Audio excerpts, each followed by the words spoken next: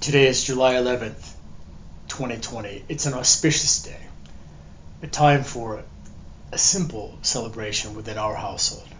It's simple considering the times.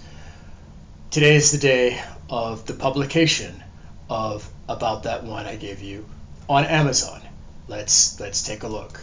So it's up on Amazon for everyone to see. It's also the day where we bring the recording of the novel to a close with acknowledgements and thanksgiving to everyone who helped make this possible. I decided that I wanted to read a version of the novel for my family and my parents and their elderly friends, my elderly friends, who have trouble reading, so they could listen. I said, well, why don't I record this? Part of the inspiration also for recording came from this gentleman right here. Many of you will know him. This is Scott Simon of NPR. And at the beginning of the pandemic, he started a series called Open Book, where he pulls a book from his library and he reads a section of it and perhaps reflects on it. And the very timely selections during the pandemic and the era of Black Lives movements and so forth.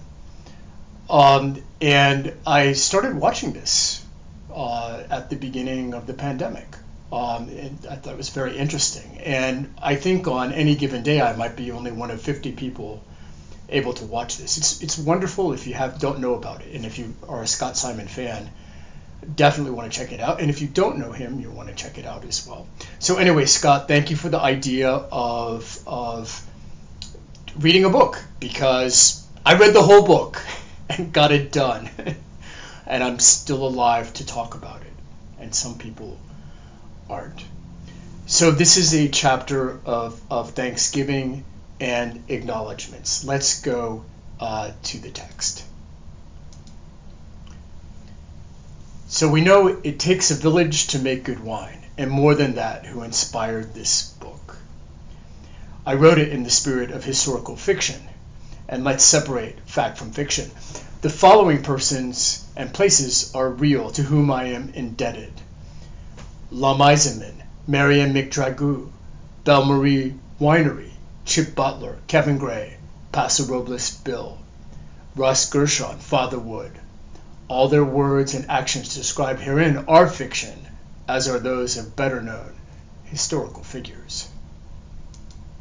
This is a quick view of the Belle Marie website. It's a winery located just at the bottom of our hill, and its owners were very gracious in helping us with information about making wine and planting our grapes. I tell you, it's very interesting writing a book because it's almost impossible to catch every typo. And one of the reasons I wanted to read the book was just to go through it again and catch some typos. And I just found one on the very last. It says Belle Marie Winery. So I'll have to go and get that fixed. It's a good thing about printing on demand and ebooks. We can fix those very, very quickly. So cheers to the contingent of San Diego winemakers for sharing their friendship and wine wisdom. And I live in a community of winemakers. It's wonderful to live here. Our neighbors, Nancy and Mike, Mark, Sarah and Brett, Jeff, Rosie, the Chief, that's Fire Chief, and Denise, Ryan Scott from Ryan Scott Wines, formerly of Witch Creek Winery, Jim Hart out of Temecula, thank you, Kim, Alysha and Chris, Jerry Meisenholder, who grew the Petit Verdot that changed my life and others forever, Frank, Dennis, Jerry M, Jerry L, Joey, and the amateurs of SDAWS. These are the San Diego amateurs, and the professionals of the San Diego County Vintners Association. In Texas, so many people helped. Cheers to all the cougars who inspired the character of Carrie Ann and the other Texas characters, including Connie, Frankie, Rosalia, Kathy and Ken, Diane, Polly, Karen F., Becky, Darlene, Tricia, Patty, Sean T., and Cheryl. And a huge shout out to a couple of educators I met by chance. One named Jenna Lee and her best friend Stephanie. And when I told them I was writing a novel set in Texas, well, they said, we can be in it. We can be her best friends. I said, okay. So that's where they came from. So thank you, Jenna Lee and Stephanie, who volunteered your names and anecdotes as Carrie Ann's fictitious best friends. And to Jume for help with the cover art. And Mel from San Antonio, the first to invite me to a book reading and wine tasting. So let's make that happen. And if we can't do it in person, let's do it in Zoom. With thanks to Carrie Rizzuti for the gift of a drawing of a glass of wine. I want to show that glass of wine to you. It is a nice piece of artwork. Hang on one second. So Carrie and I are in the same industry, and I noticed her do some artwork during the pandemic, and I really liked it. And I asked her, I said, well, why don't you make something for my book? Maybe a glass of wine. And this is what she came up with, and I love it. So thank you, Carrie, for that. And let's show the cover one more time. So the cover started as a photo of Bluey under the Grenache vines, and this wonderful picture of him and the way the vine kind of framed his face. You can see it there. And Jume is an educator in the Cypress Fairbanks Independent School District in Houston, Texas, and she's very good at all these apps and everything. So I said, well, could you help me? She's very good at creating emojis, so she's the one who kind of came up with the colors and the effects. And then the book layout from Lisbeth Torrenson was just beautiful. And I don't know if you can see this, but at the bottom of the picture, so look down at the bottom, those are real images of grape leaves and grapevines when she took visiting our property over 10 years ago. So thank you for the wonderful cover. I just really appreciate that. It's beautiful. So this next homage will come as a surprise to many of you. I want to thank Lady Gaga, because she's the one who always said, you've got to stick to your dreams. And I was hearing her say that as I was kind of beginning this project. And as people also want to pick the book apart. So I stuck with it. I've got a director's cut. But that being said, I still do want to thank Caroline, who had very, very helpful editing suggestions. She's a professional editor. Obviously, I didn't continue using her, otherwise the book would have been edited and be much, much shorter. But what we have here is honestly the director's cut. And I'm happy to have a big publishing house at some point in the future whittle it down to be a bit more consumable for the general public. But essentially, it's 2 volumes, it's 2 books. And it could be divided up. In the printed version, I just printed it as 1 book.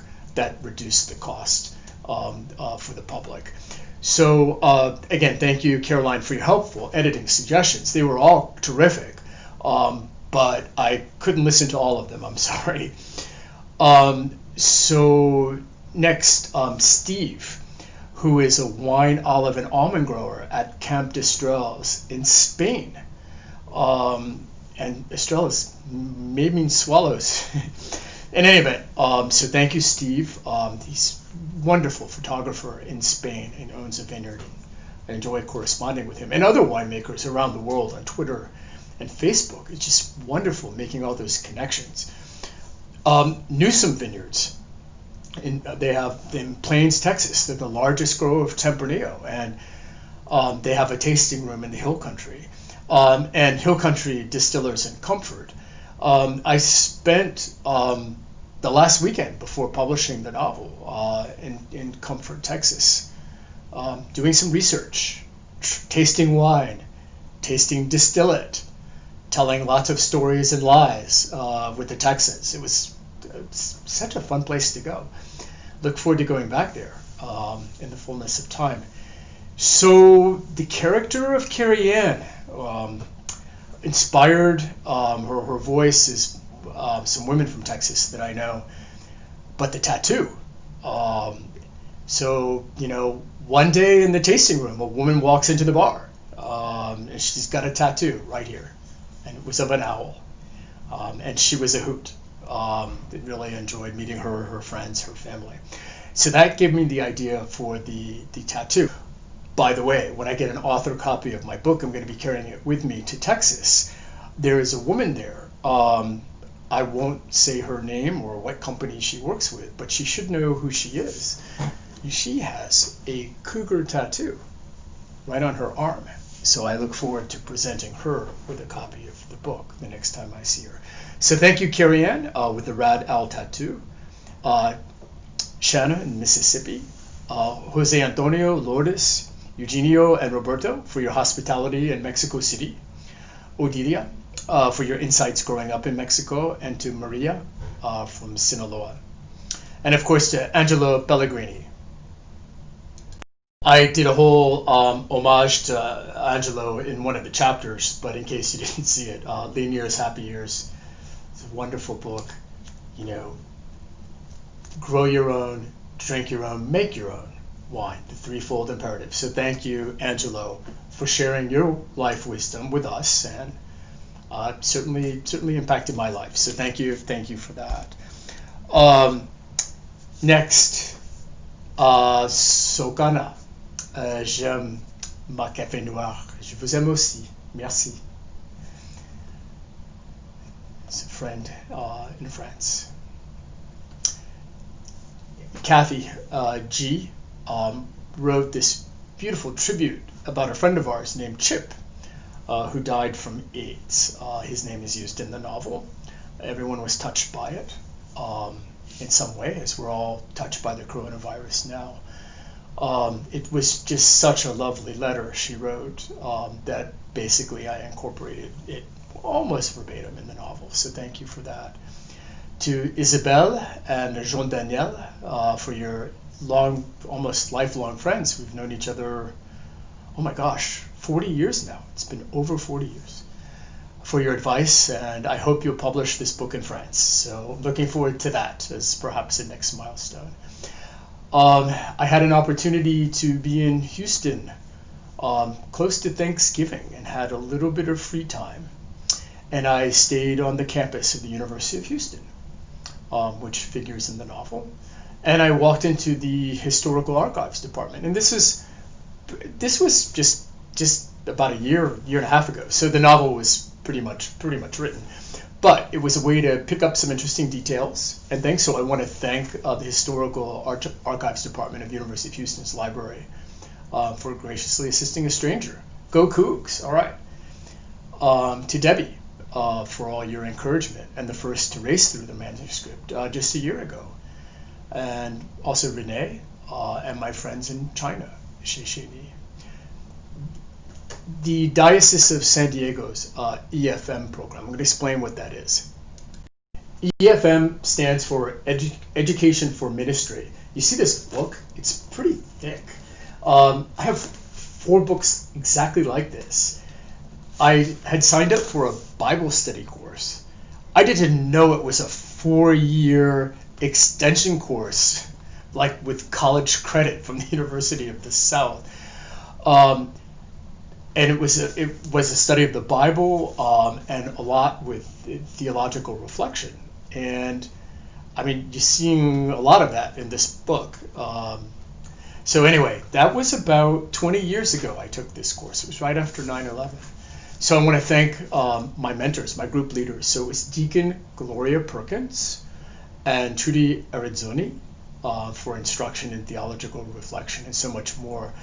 And to Terry and Bishop Mathis for all of your blessings, and the Curcio community, the Order of St. Luke, which is a healing prayer ministry, and to everyone, the parishioners and the clergy of St. Peter's Del Mar Church in Del Mar, California, who's now presided over by Mother Paige, formerly Father Steve, and formerly Father Corey. So thank you for everything.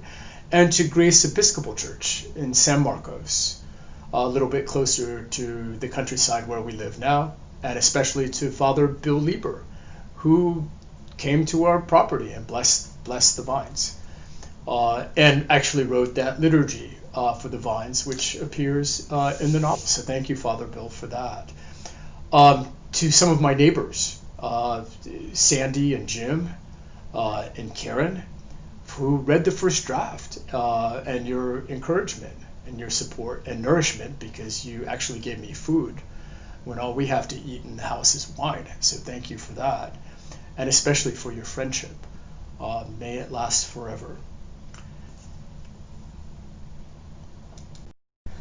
And next, wanted to give a shout out to my sisters.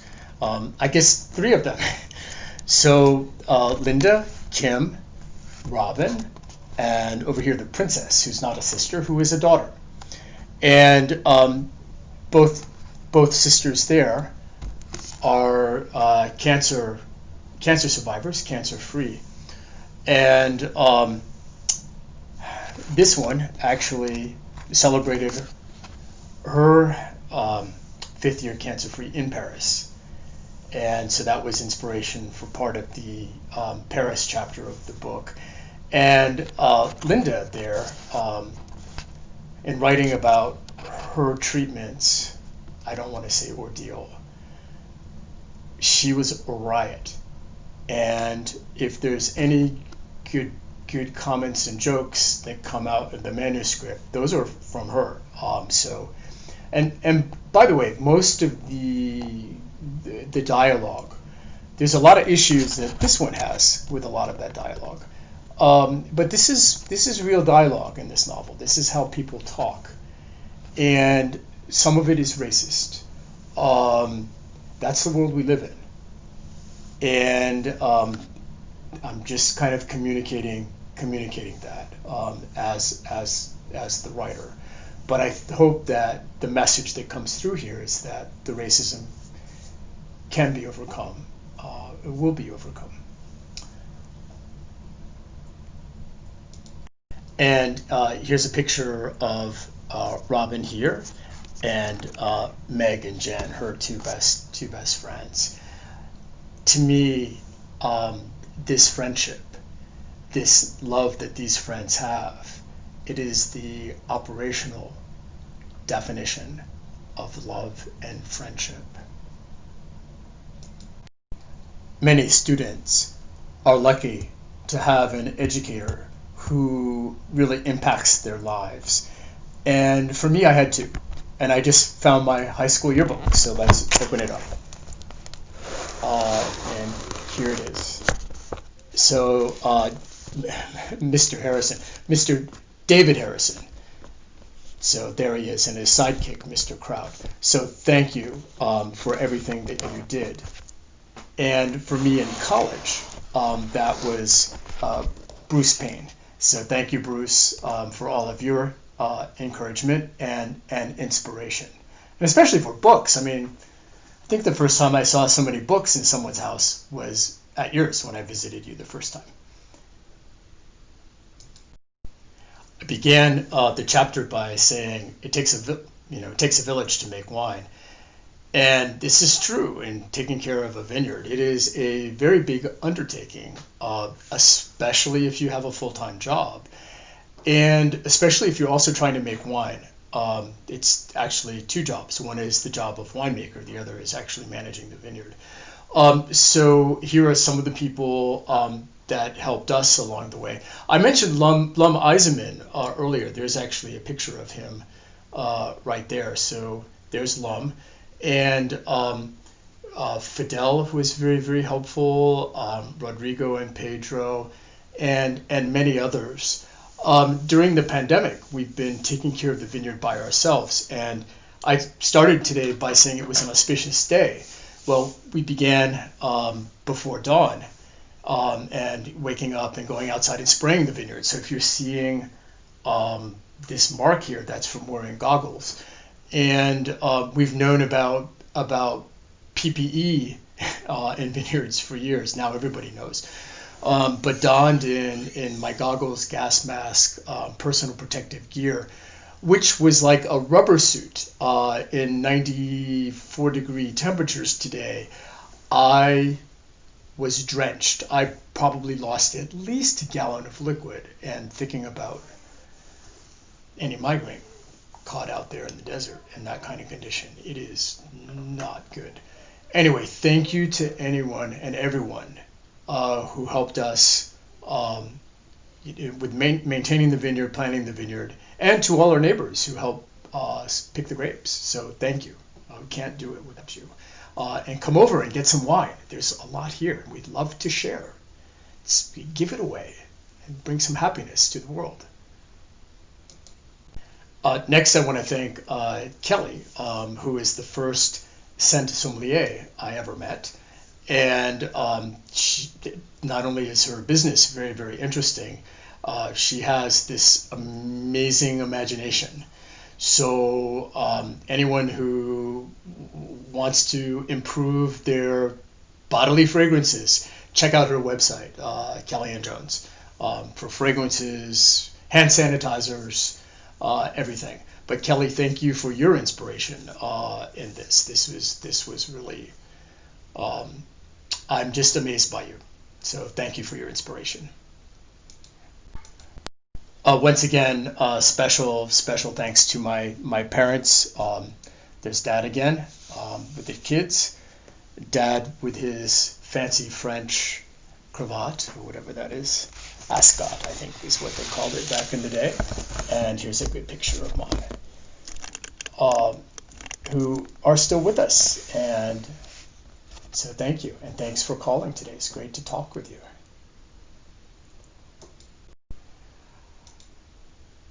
I consider myself lucky because I have a few sets of parents, and I consider many places home. So, of course, San Diego is one, Seattle is another, Greensboro, North Carolina is another, Connecticut is another, and others beyond that. So, in addition to my parents, I would like to thank those who loved us like parents, including the Nelson family, the Wilsons, Hugh and Linda Straley, and also the McGinn family from Greensboro, North Carolina.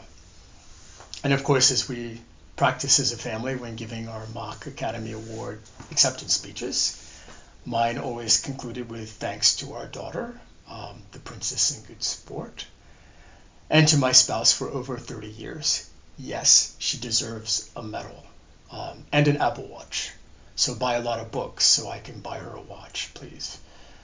And she allowed me to work sometimes on the manuscript during weekends. Mostly, I wrote it on an airplane. And she would have preferred I was cleaning the vineyard or the toilets. And of course, the Bluey. Let's get his picture one more time. Here's old Bluey, probably about a year old in that picture. When we got him, my friends in Australia, it's an Australian Shepherd, so of course I had to call them to name it, even though the dogs really aren't from Australia. And they told me that the dog would change our lives forever, and they were correct. They were correct on that. So with that, this is a love letter to all of you, with the publication date on February 14th, 2020. So a love letter to you all. So thank you.